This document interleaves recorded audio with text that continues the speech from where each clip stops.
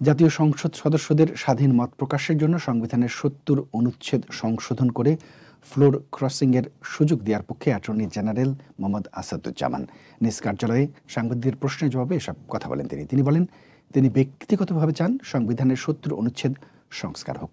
৭০ অনুচ্ছেদ সংস্কার হলে ফ্যাসিবাদী শাসন ব্যবস্থা জেকে বসতে পারবে না। এখানে আছে, ফ্লোর ক্রসিং করা যাবে না, সংসদ সদস্যরা স্বাধীন মত প্রকাশ করতে পারবেন না। ৭০ অনুচ্ছেদের কারণেই কার্যত বাংলাদেশের আইন বিভাগ, শাসন বিভাগ ও বিচার বিভাগ এক ব্যক্তির নিয়ন্ত্রণে চলে গেছে। এগুলো সংবিধান সংস্কার কমিটি দেখবে।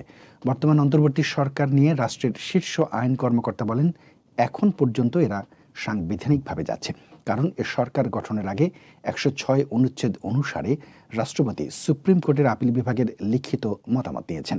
আপিল বিভাগ মতামত দিয়েছেন, দেশের প্রধানমন্ত্রী পালিয়ে গেছে, সংসদ সদস্যদের খুঁজে পাওয়া যাচ্ছে না, প্রজাতন্ত্রের নাগরিকেরা অরক্ষিত থাকতে পারে না, সব ব্যবস্থা ভেঙে পড়তে পারে না।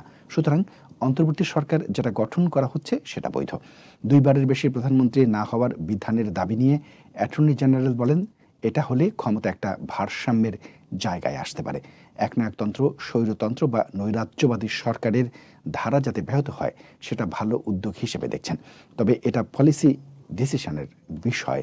সংবিধান পরিবর্তন বিষয়ে অ্যাটর্নি জেনারেল বলেন, বিপ্লবোত্তর একটি সরকার যদি মনে করেন সেই সরকার সংবিধানকে নতুন করে ঢেলে সাজাবেন, সেখানে কাস্টমারি প্র্যাকটিসগুলো আসবে। এটা সংবিধান সংস্কার কমিটি দেখবে। অন্তর্বর্তী সরকার রাষ্ট্র সংস্কারের জন্য যে ৬টি কমিশন গঠন করেছে তাতে জনমানুষের আকাঙ্ক্ষার প্রতিফলন ঘটেছে।